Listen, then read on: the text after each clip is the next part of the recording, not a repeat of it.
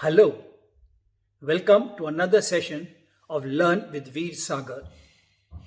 Over the last few weeks, I have been talking to a lot of people, and a lot of them have actually seen my videos and have given me comments and suggestions. Some have written in giving their views on what they think I should be doing. Thank you very much. Please keep it writing. And I'm glad to say that this and the subsequent few videos are based on the feedback and the request I've got from my viewers. Thank you very much, and please keep writing and giving suggestions of what you'd like to have. Today I'm going to talk about communication. Actually, this is going to be spread over two sessions.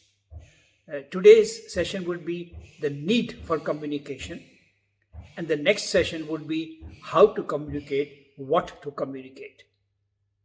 Let's take the need for communication. And I'm talking about business communication. And in this case, in business, over communication is better than under communication. That means when in doubt, write. Give them the status. Give them an update. We're scared to give an update because we think, oh, the customer might get upset because we are behind. A lot of times when we are running behind, we do not tell the customer that we are running behind and that we are not going to meet the target because we are scared. Oh, he or she might get angry. But did you think that when ultimately the customer does find out, and he or she is bound to find out when you deliver it late, they're going to be very happy and satisfied, and they're not going to be upset? They're going to be very upset. Because based on your commitment, they have passed on their commitment to somebody else. And now you have failed them and they will be failing somebody else, and they won't like it. I don't like it if somebody promised me something, based on that I make an onward commitment. Then I'm missing out on my commitment because somebody else has missed out on theirs. I don't like it either.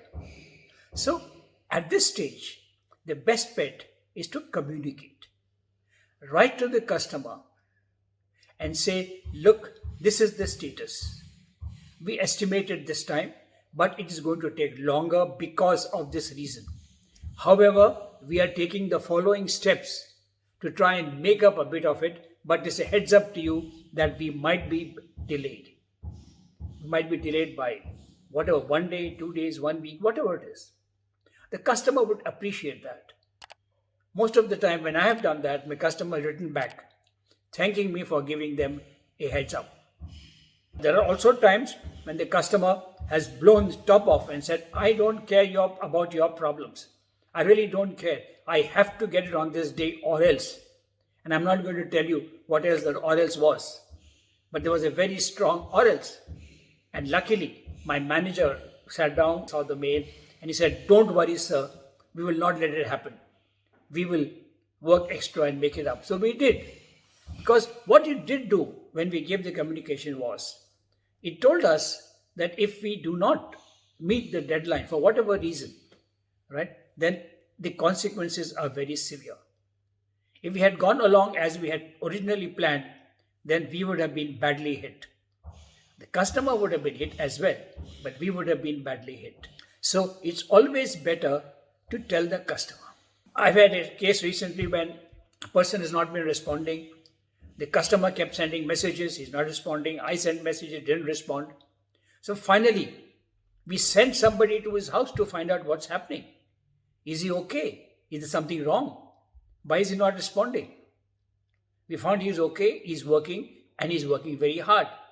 So then finally I got hold of him and he said, sir, I have been working till 4 o'clock every day. 4 o'clock in the morning, that is, so that I can meet the deadlines. I said, you know that. And I don't know that, but you only know that. Your customer does not know that. The customer has no way of finding out how much you're working. Because I said, fortunately or unfortunately, I do not have a system of monitoring how much time each one of my employees spent. It's all on trust. So they don't know until you tell them that I'm working. I'm on your job. This is what I am doing. So they feel comfortable. Right now, they don't know. You are very confident that you will deliver on time. The customer doesn't know. And he's panicking because he has no update. So whenever you have a problem, please communicate. Tell the customer, warn the customer. Do not be scared that the customer will get angry. Because if he's going to get angry, he's going to get more angry when you actually give him late delivery. And at that time, there's no recovery. But if he gets angry now, and then you know what that's going to lead to, there is a chance for you to recover. Like as I gave an example of what we were able to do. So always try and communicate.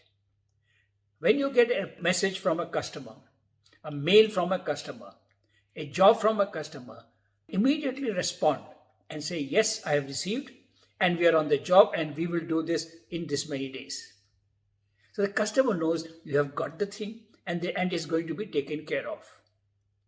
Or else the customer does not know whether the job is being done, whether you're going to go forward or not, or what's going to happen.